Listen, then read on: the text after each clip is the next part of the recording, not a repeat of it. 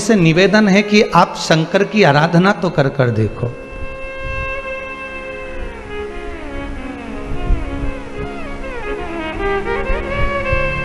मेरे पिता बैकुंठवासी चने का ठेला लगाते थे, आप सबको मालूम होगा।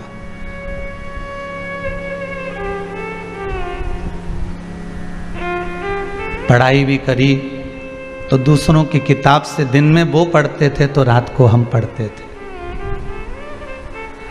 कपड़े भी पहने तो मित्रों के पहनकर एग्जाम दिए आते थे। फीस जमा करने का समय आता था तो दिन टाल दिया करते थे।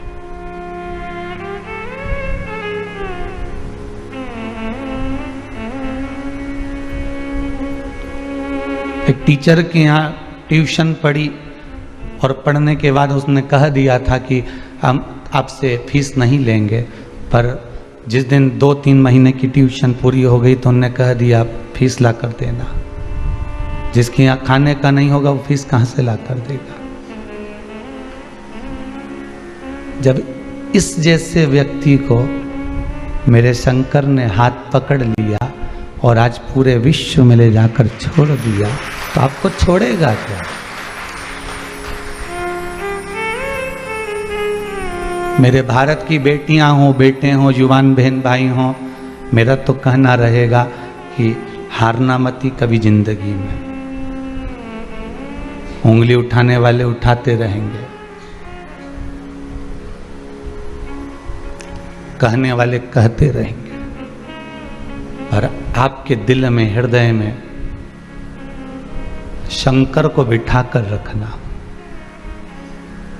मैं ये नहीं कहता कि आपके इष्ट को आप भूल जाओ, आपके इष्ट का भी आप स्मरण करो, पर मृत्यु लोक का देव है महादेव। जो पास में होता है ना, वो बहू कितनी भी बेरी हो पर पास में होगी, दुख होगा तो यही आएगी, पूना और मुंबई वाली नहीं आएगी। फोन लगा कर भले बोल देगी मम्मी कुछ ले लो, खा लो, चक्कर आ रहे हैं, पर वो नहीं आएगी। पास वाली आएगी, भले वो गाली देती हो, अपशब्द कहती हो, ताना देती हो, पर आएगी वही। उसी तरह सबको बुला कर देखना और एक बार मेरे देवादिदेव महादेव को बुला कर देखना।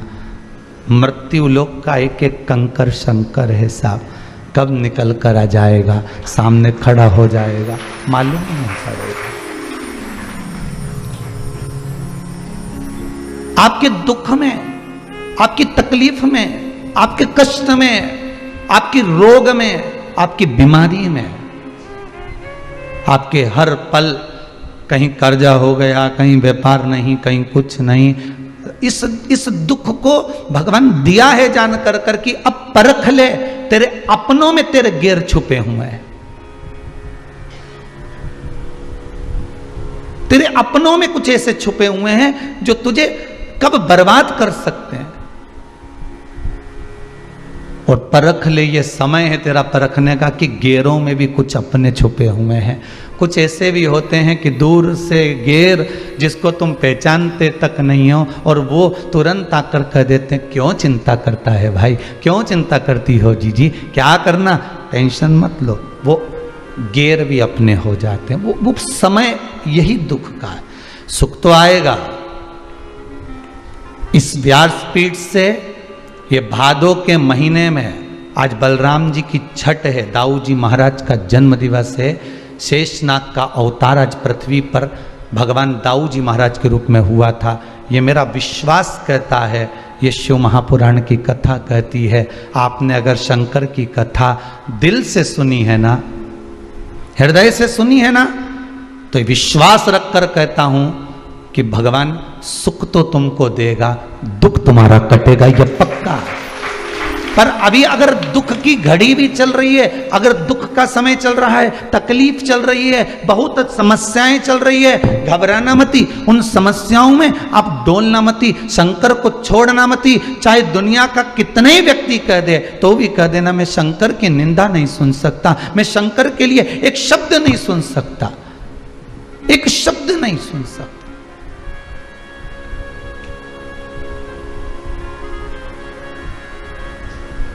और मुझे विश्वास है कि मेरा देव अधिदेव महादेव वो कुबेरेश्वर महादेव मेरा महाकाल, मेरा विश्वनाथ, मेरा ओमकार, उसने अगर मेरी पुकार सुनी है और मैंने दिल से अगर कथा सुनी है, तो झोली अगर लेकर मैं आया हूं उसके दरबार में, तो खाली कैसे जा सकता हूं?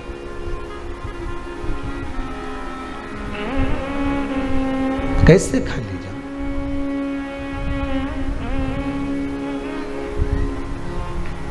बस लगन तुमसे लगा बैठे जो होगा देखा जाएगा, तुम्हें अपना बना बैठे जो होगा देखा जाएगा।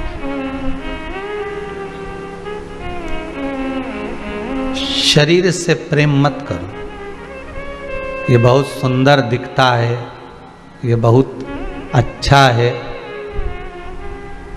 इस शरीर का प्रेम नहीं होना। भगवान राम की मूर्ति कितनी सुंदर है, कृष्ण भगवान की मूर्ति कितनी सुंदर है, शंकर भगवान की मूर्ति कितनी सुंदर है, जगदम्बा की मूर्ति कितनी सुंदर है, ये केवल एक मूर्त से प्रेम नहीं, ये केवल एक स्वरूप से प्रेम नहीं, उस मूर्त के अंदर जो परमात्मा छुपा हुआ है, उस मूर्त के अंदर जो शिव तत्व छुपा हुआ है, हमें उसको पहचानना।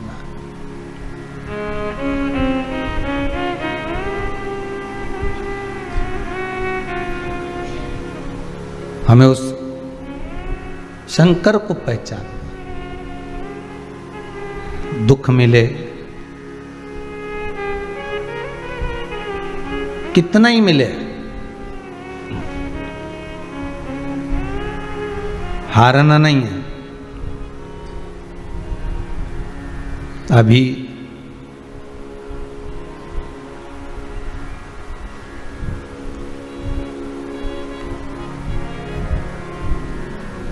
कल शाम को 6:30 पौने 7 की बात होगी।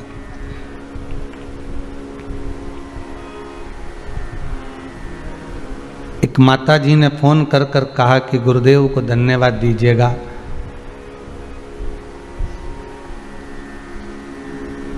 मैंने मेरे बेटे को कहा था तू ओलंपिक में जा रहा है, मैंने सुना है कथा में कि तू एकांत का जो शिव मंदिर हो एकदम अकेला, जहाँ शंकर कहीं एकांत में हो, उस शंकर की तू आराधना कर ले एक बार। और वो बच्चा, वो बेटा शिव की आराधना में कुछ दिन लगा, मेहनत भी करा और शंकर की आराधना।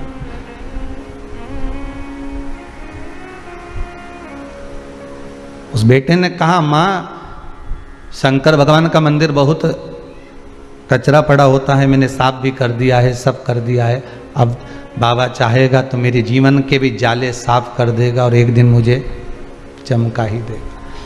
वो बच्चा जब ओलंपिक में निकल गया तो शंकर के मंदिर का, उसकी माँ का कहना था, हम तो जानते नहीं, नाम भी स्मरण नहीं, पर शिव को उसने पूरे मंदिर में शंकर को जल से अभिषेक का आनंद लिया। शिव तत्व को जान गया वो कि शंकर तत्व क्या है, शिव नाम क्या है, शंकर का अनुमोदन क्या है। एग्जाम देने से पहले, परीक्षा देने से पहले, कंपटीशन एग्जाम में बैठने से पहले, किसी भी तैयारी को करने से पहले आपको एक तैयारी करना है कि शंकर मेरे साथ है।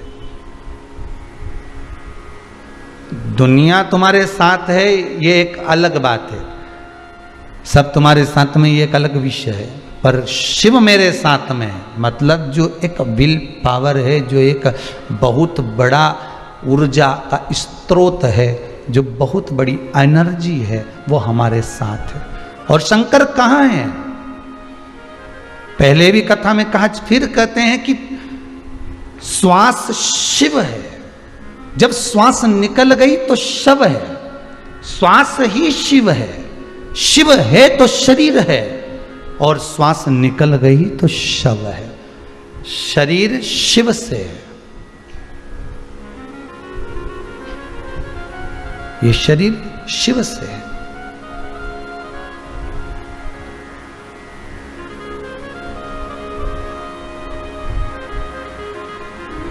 बस दिल से पुकार लो उसको, क्यों ना आएगा वो, क्यों ना पहुंचेगा वो।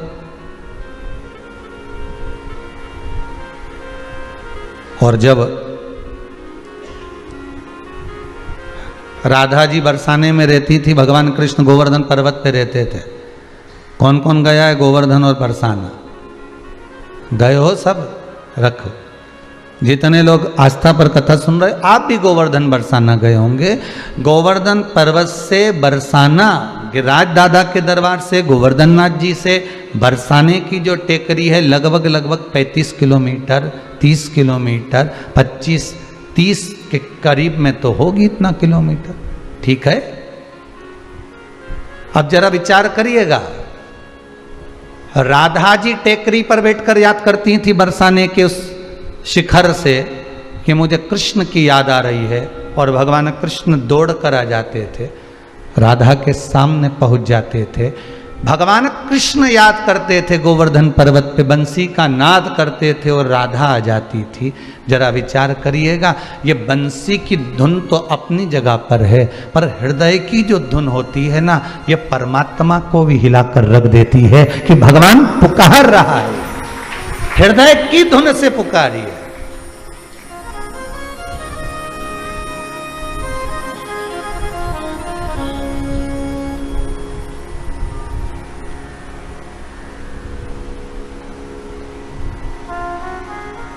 हृदय की धुन से पुकारिए।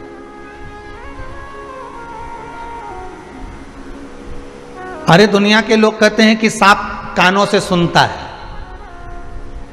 एक आध बार उठा के पढ़ लेना, सुनता है कि नहीं सुनता। तो कि जब उसके कान ही नहीं होते तो फिर सुनता कहां से? तो वो महाराज वो बीन बजाए और सांप यूं यूं नाचे। अरे तो वो बीन बजाए सांप नाचे वो अलग बात है। जब बीन बजती है और उसका जो कंपन होता है, वो कंपन सर्प पृथ्वी पर रेंगता है। कंपन से पृथ्वी का गर्जना होती है। थोड़ा सा कंपन उस रज में, उस स्थान पर होता है, जिससे सांप को ये महसूस होता है कि कोई पीछे से आ रहा है, कुछ सामने खड़ा हुआ है। ये सर्प को कंपन होता। जब एक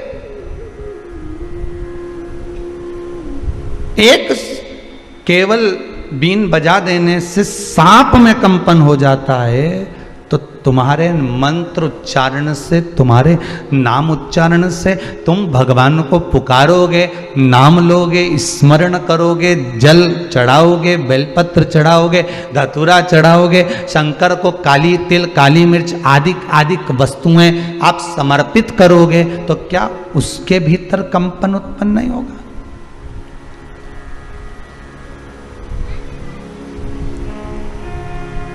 स्पर्श मात्र कंपनता दे जाता। हम युवान बेटा बेटी कहते हैं गुरुजी हम मंदिर बार बार जाएं, ये तो अच्छी बात लगती है। हम मंदिर नहीं जा सकते। तो कौन कह रहे तुम मंदिर जाओ? हमने तो पहले भी कथा में, इस कथा में व्रत शिव महापुराण में कहा था कि भगवान को जितना मंदिर प्रिय नहीं है, भगवान को उतना अपने भक्तों का दिल प्रिय है। क्योंकि वो मंदिर में दुनिया की चलती है और आपके दिल में मेरे भोलेनाथ की चलती है। भगवान को आपका हृदय प्रिय है, भगवान को आपका दिल प्रिय है, भगवान को आपकी चित्तवृत्ति प्रिय है। क्यों? क्योंकि मंदिर में ट्रस्टियों की चलेगी, मंदिर में समिति वालों की चलेगी, मंदिर में दुनिया वालों की चलेगी, मंदिर में आए हुए मेहमानों की चलेगी, मंदिर में भक्तों की चलेगी। पर आपके दिल में जो भोलेनाथ बैठा है, आपके दिल में, आपके हृदय में जो शंभू बैठा हुआ है, आपकी चित्तवृत्ति में जो परमात्मा बैठा हुआ है, उसमें किसी की नहीं चलती। उसमें तो मेरे देव अधिदेव महादेव की चलती है। बस वही चलाता है और उसी की चलती है।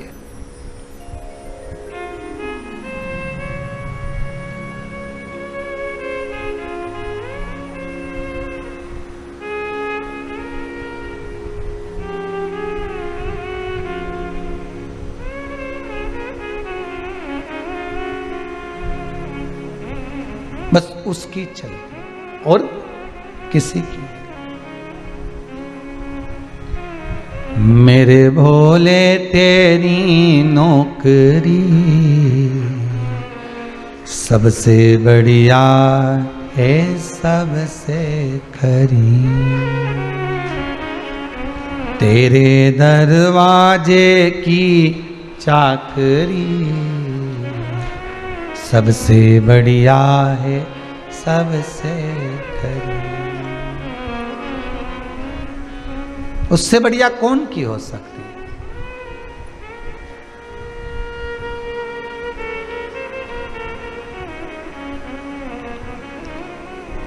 जोधपुर के राजा के यहाँ पर एक सैनिक काम करता था। उस सैनिक काम करता था तो आगरा का राजा जोधपुर मिलने के लिए राजा के यहाँ गया, तो जोधपुर के राजा ने उठकर आगरा के राजा के सामने हाथ जोड़कर सिर नवाया। तो जो सैनिक काम कर रहा था, जो चौकीदार काम कर रहा था, जो द्वारपाल काम कर रहा था, वो जोधपुर के राजा के पास आकर बोला, आज से मैं तुम्हारी नौकरी नहीं करूंगा। तो उस आगरा के राजा ने पूछा कि ये तुम्हारी नौकरी केवल क्यों छोड़ रहा है, अभी तक तो अच्छा खड़ा था। जोधपुर के राजा ने कहा, जब ये नौकरी पर आया था, सर्विस पर आया था, तो इसने कहा था, मुझसे पूछा था कि आप कितने बड़े राजा हो, तो मैंने कहा था मैं तो बहुत बड़ा राजा हूँ। आप किसी के आगे सिर तो नहीं झुकाते हो? कहा नहीं झुकाते, लोग मेरे आगे झुकाते हैं। इसने कहा था अगर आप किसी के आगे सिर झुका दोगे तो मैं नौकरी छोड़ दूंगा, इसलिए जोधपुर का राजा कराए तो इसने मेरी नौकरी छोड़ दी। आगरा का राजा बोला, चिंता मत करो, तुम मेरे यहाँ नौकरी करो, तुम तो किसी के यहाँ सिर नहीं झुकाओगे, किसी के यहाँ नहीं, सबसे बड़ा राजा मैं ही हूँ। उसके यहाँ नौकरी कर ली। उसके यहाँ नौकरी करी तो वह एक बार वृंदावन बिहारी जी के दर्शन करने चले गया। आगरा का राजा वहाँ गया तो बिहारी जी के मंदिर का दरवाजा बंद था, तो बिहारी जी के सामने उसने सिर झुका दिया। जैसे ही सिर झुकाया तो इसने कह दिया, अब तुम्हारी नौकरी भी छोड़ी। तुमने सिर क्यों झुकाया? अरे आगरा का राजा बोला, ये वो दरबार है जिसके सामने दुनिया सिर झुकाती है, तो फिर हम तुम्हारी नौकरी काहे को करें, हम तो इसी की नहीं करें। अब वो उसकी नौकरी में लग गया। अब मंदिर में नौकरी कौन देता है? कौन तनख्वाह देगा? कौन क्या देगा? तुम तो पत्ता लाए, भोजन करो, 2 रोटी पाओ और पड़े रहो, और तुम्हें जो करना है करते रहो, राम भजो, कृष्ण भजो, शिव भजो। अब मंदिर में लगा दिया बिहारी जी के बाहर दरवाजे पर चौकीदार बनकर बैठ गया, किसी को नहीं आने दे, किसी को नहीं जाने दे। अब जितने कीर्तन करने वाले ढोलक पीट पीट के निकले, अब ये तो ढोलक को पीटे, ये इनके पीट दे। तो पूछें भजन गाने वाले, तुम हमको क्यों पीट रहे हो? कि हमारा महाराज अंदर सो रहा है और तुम रात्रि को ढोलक बजा रहे हो, चलो यहां से बाहर जाओ। उनको भगा दिया। नौकरी करते करते करते करते करते करते सालों निकल गए, लोगों को मालूम ही नहीं पड़ा कि ये यहाँ पर नौकरी कर रहा है। इसको कुछ मिलता नहीं, बस भोजन मिल जाता है, कोई लाकर दे देता है मंदिर में से, कोई प्रदान कर देता है इसको लाकर। एक दिन ये बीमार पड़ गया। बीमार पड़ गया तो इसको पूरे वृंदावन के जो पंडा थे वो उन्होंने औषधि दी। तो इसने कहा, हम तुम्हारे हाथ की औषधि नहीं लेंगे। हम पहले भी बीमार पड़ते थे तो राजा रानी आके हमको दवाई देते थे। जब जब हम बीमार पड़े तो राजा रानी ने आके हमको दवाई दी। राजा रानी आएंगे, दवाई देंगे, तभी हम लेंगे। जाओ सूचना दे दो। अभी पंडाओं ने सोचा, यहाँ कौन सा राजा है और कौन सी रानी है, इस मूर्ख को कौन समझाए, कौन समझाए इनको। इतना बीमार पड़ गया कि बेहोश बार बार होने लगा, गिरने लगा मूर्छा खाकर। आज बिहारी जी ने राधा जी को बुलाया, राधा मैं राजा बन जाता हूं, तू रानी बन जा, दोनों चलते हैं। दवाई दे रहे हैं, अपने माथे मर जाएगा। अंदर तो एक बार भी नहीं आया देखने के लिए कि यहाँ राजा है कि रानी है। चल, मेरा बांके बिहारी राजा बन गए, राधा रानी रानी बन गई। दोनों ने जाकर दरवाजा बजाया, अरे दरवाजा खोलो, हम आए हैं राजा रानी। दरवाजा खुला, अंदर गए। राजा रानी ने अपने हाथों से औषधि दी,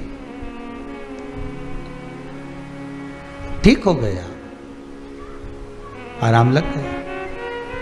राजा रानी भी चले गए। अब एक दिन भजन वालों की टीम जा रही थी, मंडली, उनकी और इसका विवाद हो गया। इसने कहा अंदर राजा रानी है, तुम गाना बजाना बंद करो। ये बोले अंदर राजा रानी नहीं, हमारे बिहारी जी हैं। कि नहीं राजा रानी है, नहीं बिहारी जी हैं, नहीं राजा रानी। दोनों में झगड़ा हो गया। संत कहते हैं अब भी दरवाजा खुलने वाला है, हमारे साथ अंदर चलना, हम दिखा देते। और दरवाजा खुला, दोनों अंदर गए। दोनों अंदर पहुंचे। भक्तों के लिए तो भगवान है ही, पर जिसने दृढ़ता बांध ली हो, जिसने विश्वास पूर्ण कर लिया हो, पट खुलते ही जैसे ही अंदर गए, तेरा हटा और आवाज लगाई, महाराज महारानी जल्दी बाहर आओ। बिहारी जी और राधा रानी दोनों राजा और रानी के रूप में सामने दर्शन दे दिए, स्वयं सामने।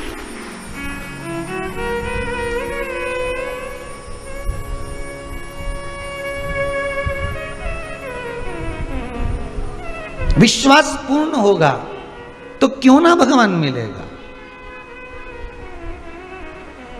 भले कुछ ना मिले, पर मेरे बोले तेरी नौकरी सबसे बढ़िया है, सबसे खरी। तेरे दरवाजे की चाकरी सबसे बढ़िया है, सबसे खरी। मेरी किस्मत का जब गुल खिला, तब जा कर के ये दर मिला। मेरी किस्मत का जब गुल खिला, तब जा कर के ये दर मिला। मिल गई मुझको चौखट तेरी, मिल गई मुझको चौखट तेरी सबसे बढ़िया है, सबसे खरी। भोले बाबा तेरी नौकरी सबसे बढ़िया है, सबसे। उसके दरवाजे पर जाकर थोड़ी सी चाकरी कर लेना। अगर दुख आ गया, कष्ट आ गया, और उस दुख और कष्ट में अपनों में छुपे गैर नजर आ गए, और गैरों में छुपे जब अपने नजर आ गए, अब कुछ मत करना, अब उसकी शरणागति ले लेना। अब उसकी शरणागति ले।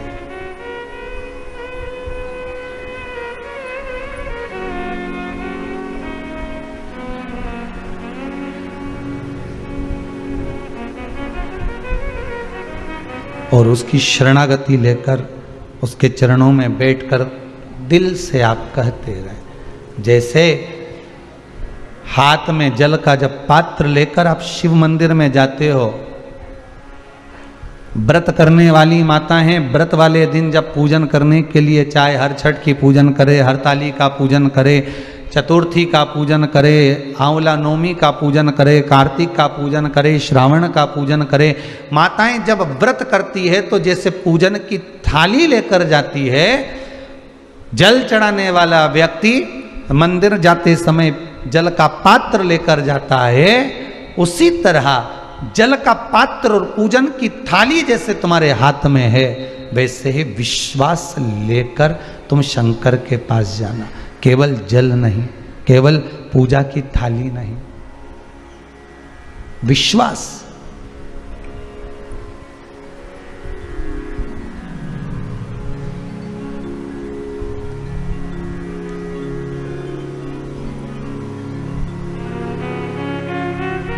पकड़ लो हाथ त्रिपुरारी, नहीं तो डूब जाएंगे।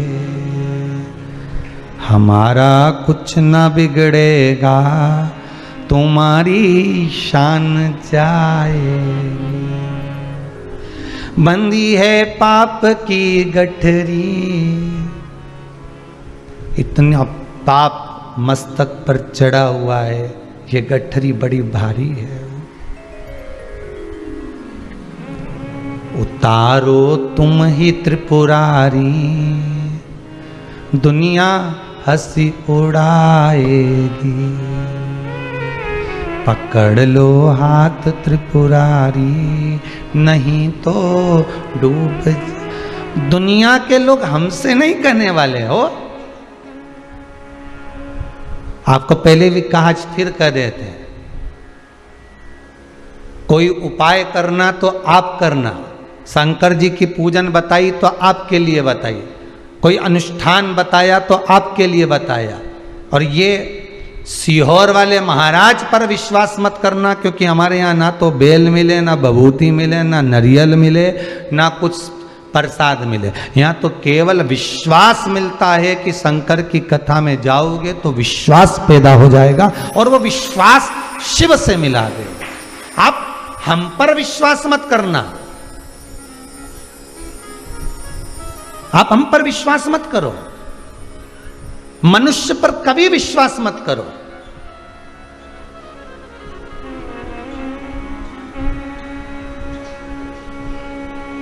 मानव पर विश्वास नहीं करना, मनुष्य पर विश्वास नहीं करना। मनुष्य, मानव आपका विश्वास कभी भी तोड़ सकता है। अगर विश्वास करना तो मेरे देव अधिदेव महादेव पर, इस शिव पुराण पर करना, ये कभी नहीं टूटेगा। हम तो इस व्यास गादी से नीचे उतर जाएंगे। प्रदीप मिश्रा है,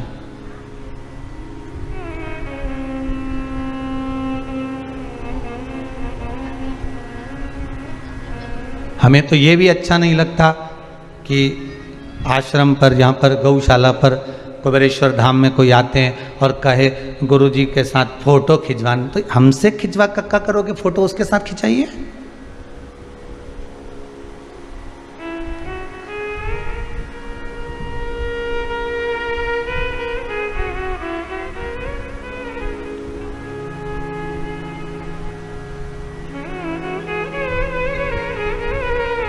संसार के साथ नहीं, संसार को संभालने वाले के साथ में रहिए। थोड़ी जान पहचान अच्छी कर लो। विधायक जी से मिलना हो, सांसद जी से मिलना हो, मंत्री जी से मिलना हो, तो ध्यान देना महाराज, उनका जो पीए होता है उससे थोड़ी पहचान करना पड़ती है। पर पीए से पहचान करो, मना नहीं है। किसी के साथ कोई रहे उससे पहचान करो, मना नहीं, पर अपना नंबर मत दे देना मोबाइल का। ना अपना नंबर दो, ना व्हाट्सएप नंबर दो। उसी तरह मंत्री से, विधायक हो, सांसद हो, अध्यक्ष हो, उपाध्यक्ष हो, कोई महंत, कोई संत हो, कोई कथाकार हो, कोई वक्ता हो, अगर संपर्क करना है तो आप उनसे करें। डायरेक्ट शंकर से ही संपर्क रखना, ये नीचे वालों से नहीं। नीचे वालों से संपर्क रखोगे तो ये दिन भर तुमको लूटते रहेंगे। हम तुमको एक मोली बना कर दे देंगे, लाओ 500, हम तुम्हारा ये काम कर देंगे, लाओ नरियल, हम तुम्हारा ये कर देंगे, लाओ 200। ऊपर वाला कभी नहीं लेता तुमसे। किसी पुराण में, किसी शास्त्र में कहीं लिखा हो कि भगवान ने लिखकर भेजा हो कि तुम मुझे 500 रुपए का पेड़ा चढ़ाना, तब जाकर मैं तुम्हारी मनोकामना पूर्ण करूंगा। शिव महापुराण में किसी जगह पर नहीं लिखा। ये तो नीचे वाले 500 लिया हो। ये तुमने जो नंबर बांटा है ना, ये तुमने जो नंबर दिया है ना पीए को, ये जो नीचे वाले को जो नंबर दे देते हो ना असिस्टेंट को, ये नंबर देना गलत है। ये व्हाट्सएप नंबर देना गलत, ये नंबर देना गलत, इनको फेसबुक, इनको यूट्यूब पर जोड़ना गलत।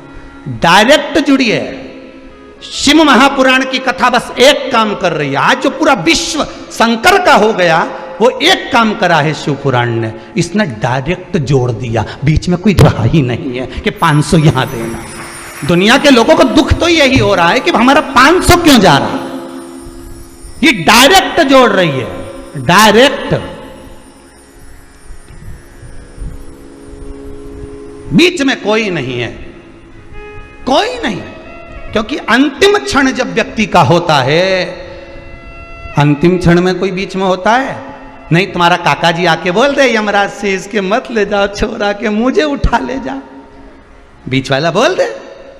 जब शादी संबंध हो, ईमानदारी की बात बोलना, आपने भी बहुत शादी संबंध कराए होंगे, शादी संबंध होता है तो उसमें बीच वाला होता है, बोलो होता है कि नहीं होता? मामा काका फूफा नाना नानी जो भी होगा, बीच में कोई होगा जिसने लड़का बताया होगा, जिसने लड़की बताई होगी। शादी संबंध अच्छा निभ जाए तो कोई बात नहीं, ने बीच वाले ने अच्छा करा, और जरा सा शादी संबंध गड़बड़ हो गया तो सबसे पहले पल्ला झाड़ता है तो बीच वाला ही झाड़ता है।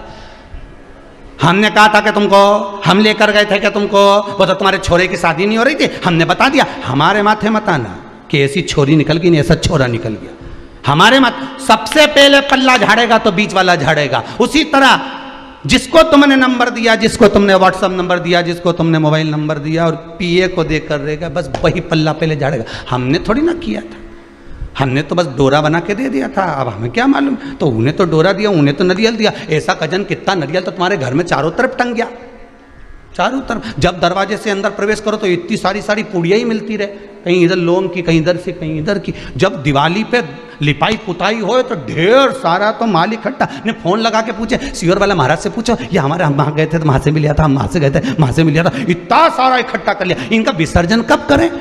तो हमने कब, जब तुम्हारा होगा, जब इसके साथ कर देना। इतना गंडा डोरा बांध के रखा, ढेर लाल कपड़ा में यहाँ बांध दिया, मट पोटली बांध दी। जब जब बीच के चक्कर में रहोगे तब तब तकलीफ।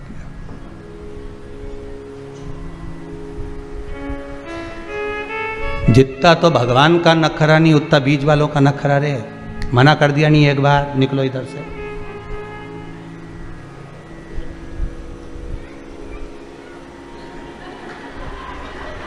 अरे बोलो तो, बोल देना चाहिए, दिल की बात तो बोल देना चाहिए।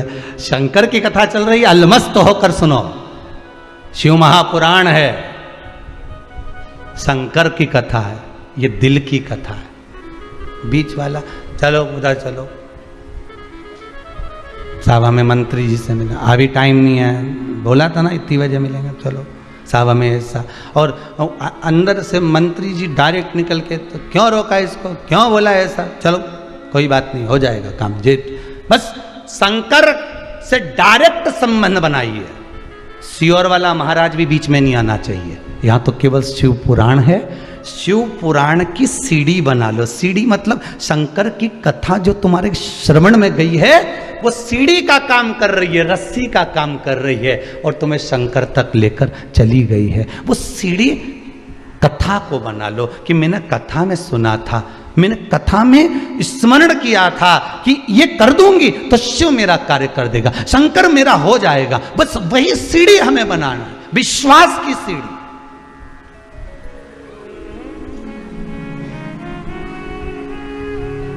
विश्वास की सीढ़ी बनाइए, शिव मिलेगा।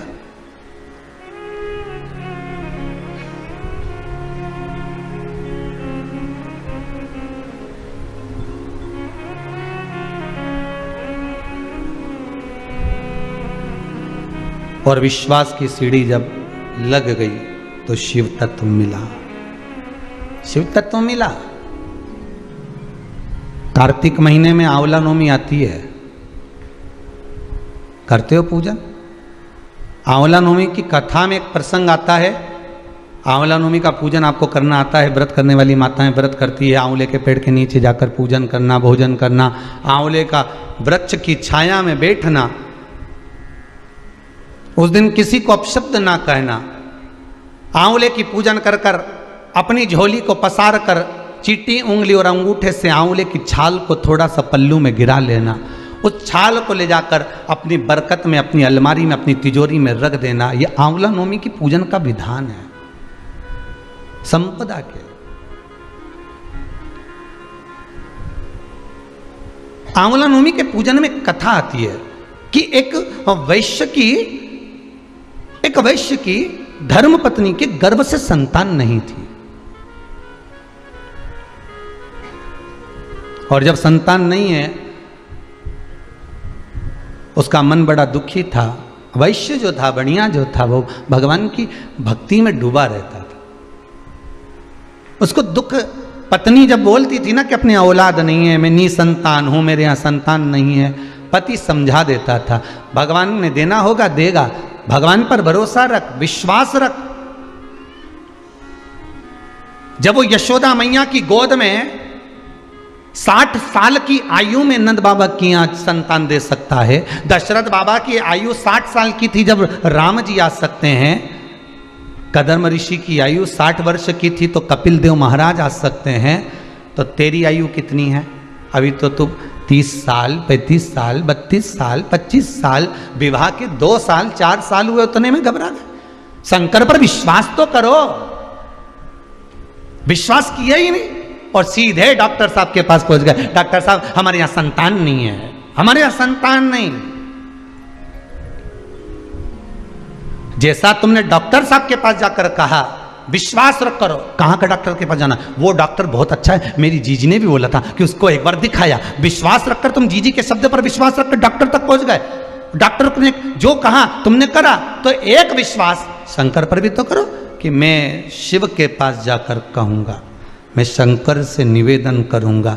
मैंने शिव महापुराण में सुना है कि जब नारी का गर्भ नहीं ठहरता तो सफेद आंकड़े की जड़, जो आंकड़े का फूल शिव जी को चढ़ता है सफेद, उसी आंकड़े की जड़, सफेद आंकड़े की जड़, आंख की जड़ को शंकर के शिवलिंग पर से 21 बार तुम्बरुका जी का नाम लेकर घुमाकर मंदिर में ही स्त्री रजस्वला धर्म के 7वें दिन मंदिर में ही कमर पर बांध ले और एक पीपल का पत्ता शिव जी को चढ़ाकर प्रतिदिन गाय के दूध में उकाल कर पति पत्नी रोज उस दूध का पान कर कर पी कर सोएं, क्यों ना संतान देगा। उसका विश्वास जितना डॉक्टर पर करा उतना विश्वास शंकर पे भी तो करो, शिव पर भी तो करो।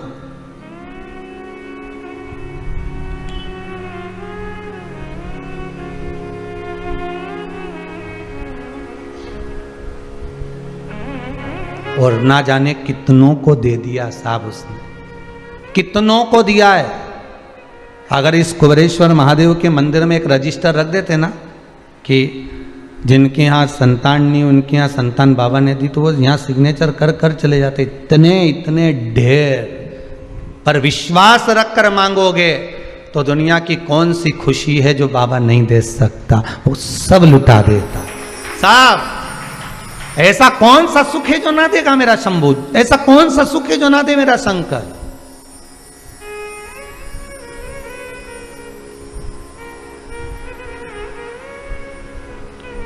सब दिया। बस बाबा कहते हैं मुझे हृदय देना, दिल देना, और वो देकर तू मुझे जो मांगेगा मैं तुझे दे दूंगा,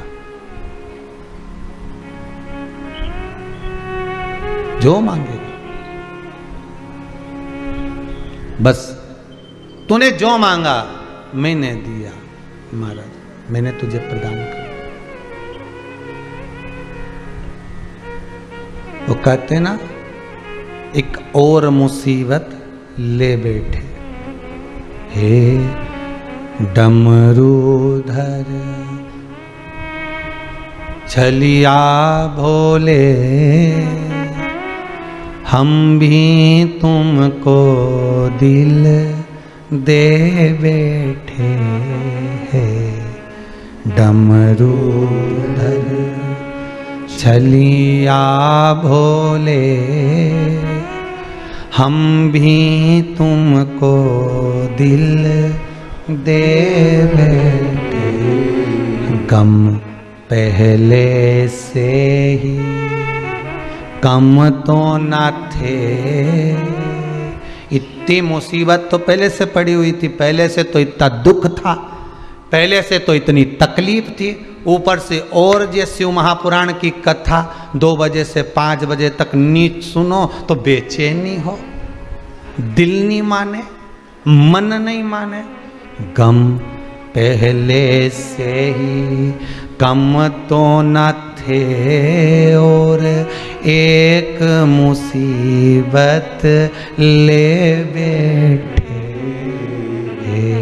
डमरूधर छलिया भोले, हम भी तुमको दिल दे। बस ये मन ही दिया है, ये दिल ही दिया है।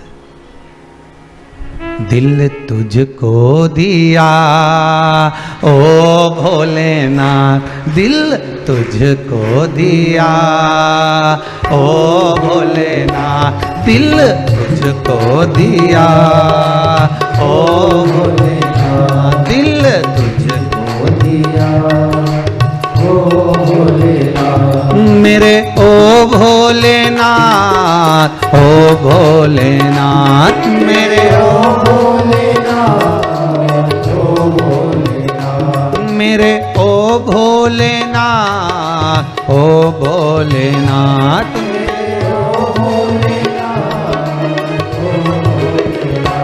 दिल तुझको दिया ओ भोलेनाथ, दिल तुझको दिया ओ भोलेनाथ। ये क्या कर दिया ओ भोलेनाथ, ये